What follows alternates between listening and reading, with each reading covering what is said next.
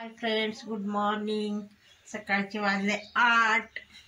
आज थोडासा उशीर पण झाला, लवकर पण झाले। कधी 6ला व्हिडिओ असतात बनवते, कधी 8ला बनवते, कधी दुपारी 2ला बनवते। आज काय कारण, आज मला कुठे बाहेर जायचंच नव्हतं।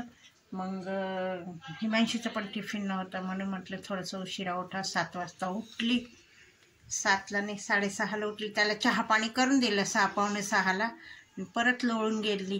मग परत लोळल्यावर मग म्हटलं जाऊ दे, परत उठा। तर उठली, बाहेर दरवाजेजवळ बघितलं तर कुत्र्याने इतकी घाण करून ठेवली होती।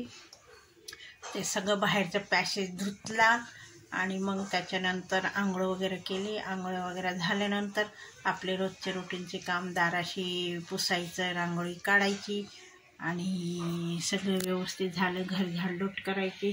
तर आता तनुचे पप्पा करत आहे देवपूजा। देवांना त्यांनी आंघोळ घातली। त्यांचे रोजचे नियम काम हे असतात। 1:15 झाले, तनिष्का आत्ताशी उठली आणि आंघोळ झाली तिची। तर चला मित्रांनो, हिची चालली आहे भाजी काय पुरणार नाही। सकाळी मी त्यांना टमाट्याची चटणी दिली होती आणि रात्री पण थोडीशी भाजी आहे। तर मित्रांनो, आज जेवायला बघा आमच्या इथे काय काय आहे। मी बनवले होते नाश्त्याला खमंग ढोकळा, तर भारी झाले ढोकळे पण।